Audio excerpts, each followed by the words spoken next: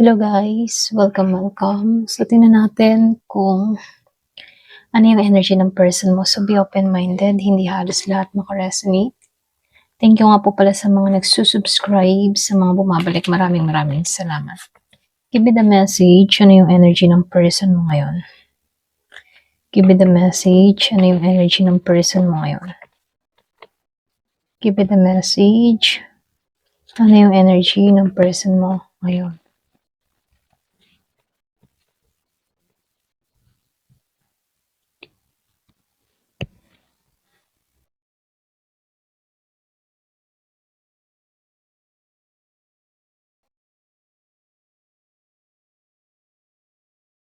So, dito, meron akong nakikitang Sagittarius, Pisces, Capricorn, Scorpio. Meron akong nakikitang Year of the Snake, Year of the Dragon. So, meron din akong nakikita dito na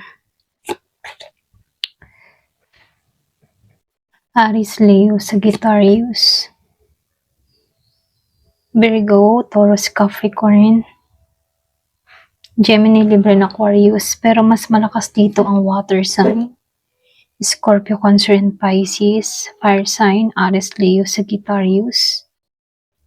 And air sign, Gemini, Libra, and Aquarius. Mga ilan dito. Meron akong nakikitang Virgo, Taurus, and Capricorn. Okay? So, start na tayo. So, ayusin ko lang ha. Ayan, para kita nyo. Ayan. So, dito, itong person mo, nakikita naman po dito, marami siyang iniisip. Kumbaga, may pagkalito siya rito. Okay? Dito sa Seven of Cups. Kasi itong person mong to, marami siyang option.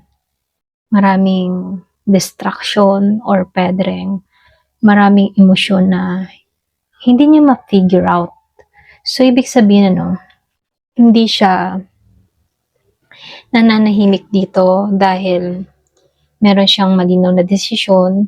So, lumalabas din dito na pasensya na utal ako, nananahimik itong taong ito kasi mismo siya nalilito sa kanyang sarili. Okay?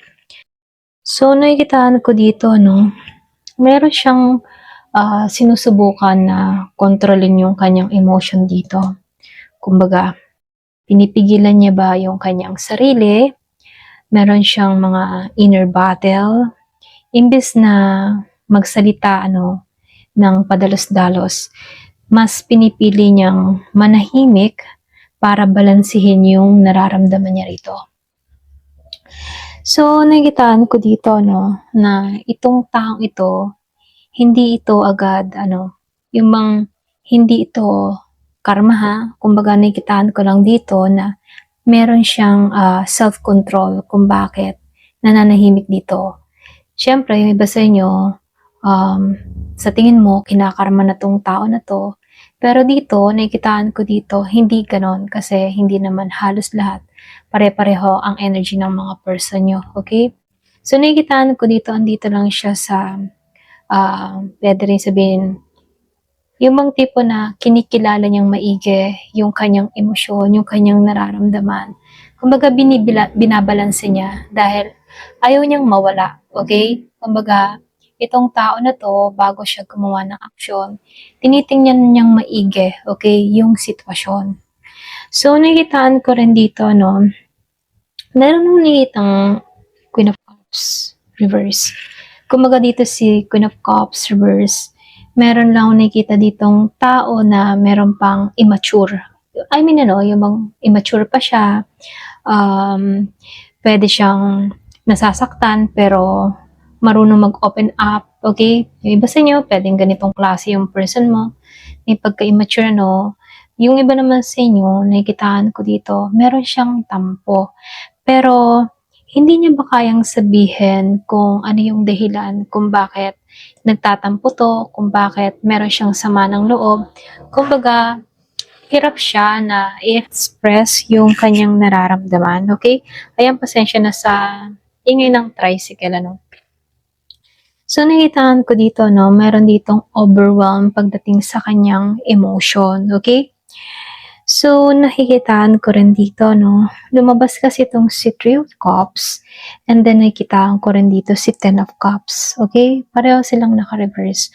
So, ibig sabihin, meron ditong disappointment dun sa iba sa inyo, okay? Meron akong nakikita na merong nasirang expectation. Kumbaga dito, no, para bang hindi naging match yung reality sa fantasy niya. Okay? So, merong pangarap siya na hindi natumpad. I mean, hindi siya natupad. Kaya merong withdrawal na nangyari. Okay? So, dito, no, lumabas si Chariot Reverse. Kumbaga, dito, yung iba sa inyo, merong kang person na nawalan siya ng direction, ano. So, nakita ko yung 555. Kumbaga nawalan siya ng direksyon, hindi niya alam kung paano ba uusad, hindi niya alam kung paano ba lalapit sa'yo, okay? So, kaya dito, mas madalas na umaatras itong taong ito sa'yo, okay? Kasi itong tao mo, hindi niya alam kung paano ba iparamdam sa'yo yung totoo niyang nararamdaman. So, kaya dito, no, lumalabas dito, merong silence na nangyayari. So, dito, no, nakikitaan ko rin dito, hindi din madali yung pinagdaanan ng person mo, okay? Nakaranas din to ng matinding anxiety noon, pero pagod na rin, okay? Para bang sumuko na rin. So, matagal siyang nag-overthink. Ngayon, parang pagod na siya sa stress, kaya nagdi-detach muna siya, okay? Kumbaga, pwedeng mas pinipili muna ng person mo yung kanyang sarili, okay? Or pwede rin inilalayo niya muna yung sarili niya sa isang sitwasyon, okay? So, nakikitaan ko dito, meron lang konting detach, okay? So, nakikitaan ko rin dito, no? So, dito sa Strength Reverse, and then nakikitaan ko rin dito si Six of Wands Reverse. So, dito, lumalabas dito na yung iba sa inyo, hindi mo lang alam, pero may tinamaan ka sa kanya. Pwedeng ego, pride, okay? Napuksa mo siya, okay? So, pakiramdam ba niya dito na hindi siya nanalo sa sitwasyon? Kumbaga, itong tao na to, kumbaga, ramdam niya dito na hindi siya pinili o ramdam niya dito na hindi siya mas lamang sa sitwasyon at naramdaman niya dito na hindi siya nabigyan ng validation. Okay? So, nakikitaan ko rin dito sa Nine of Wands, ano, kumbaga dito sa Nine of Wands, meron akong nakikitang tao na hindi pa rin naman siya totally na sumusuko, okay? Pagod lang siya, pero hindi pa tapos yung laban. Sabihin natin na nagpahinga muna, okay? Kumbaga, mahirap kasi na sumulong sa isang sitwasyon na hindi pinaghahandaan. So, lumalabas dito na itong person mo, napagod siya at ngayon nagpapahinga siya, okay? May bantay pa siya sa kanyang puso rito. Meron akong nakitang pader na nilalagay pero hindi pa to totally sarado. Sabihin natin na naglagay siya ng pader sa pagitan yung dalawa pero hindi totally na sinaraduhan na, okay? Yung pader kasi na nilalagay niya dito, kung makikita mo parang meron pa rin nag-iintay, okay? Kahit meron siyang nilagay na pader, andun pa rin nakatingin sa'yo, okay? So, nakikitaan ko dito, no, dito sa page of sword, kumbaga dito, meron kang tao na tahimik siyang nagmamasid, okay? Kumbaga sa page of sword, ano, kahit nananahimik siya dito, posible rin na siya yung nagche-check ng updates mo, okay? Kumbaga, curious siya sa ginagawa mo, pero, yan, pasensya na sa mga tunog ng tricycle. Pero ayaw nito mag-initiate, ano. Ito lang nakikita ko, nakamasid sa'yo sa malayo, pwedeng pinagtatanong-tanong ka, or pwede ring nakabantay pa rin sa social media mo, okay? So, depende kung ikaw ay yung tipo ng tao na mahilig pa rin magpo-post, may posibilidad na itong tao na to ay tahimik na nakamasid sa'yo, okay? So, nakikitaan ko rin dito sa The Sun Reverse, hindi ito masaya. ito lang nakikita ko, malungkot siya sa sitwasyon, malungkot siya sa kinahinatnan ninyong dalawa. Kumbaga, yung fantasy niya about sa inyong dalawa, unti-unting nalulusaw, unti-unting nawawala, okay? So, hindi siya totally okay. Kumbaga, lumalabas dito na may lungkot, dala-dala niya yung pagsisisi, dala-dala niya yung mga nagawa niyang pagkakamali sa'yo at pinagsisisihan niya ito ng buong puso, okay? So, nakikitaan ko dito, hindi ito karma, no? Kumbaga, parusa lang to, okay? Mas kusang, para bang mas mukha dito na lumalabas na yung pinakikita dito sa taong ito na meron siyang dapat ayusin sa kanyang sarili. Kumbaga dito, pinakikita sa kanya na hindi palagi na kailangan mataas ang pride. Kung meron ka mga nagawang pagkakamali, kailangan din ibaba yung pride, okay? Kumbaga, pinakikita dito na marami siyang nagawang disappointment sa'yo at pinauunawa sa kanya na meron pang pag-asa, meron pang pagbabago kung gagawa siya ng paraan para rito, okay?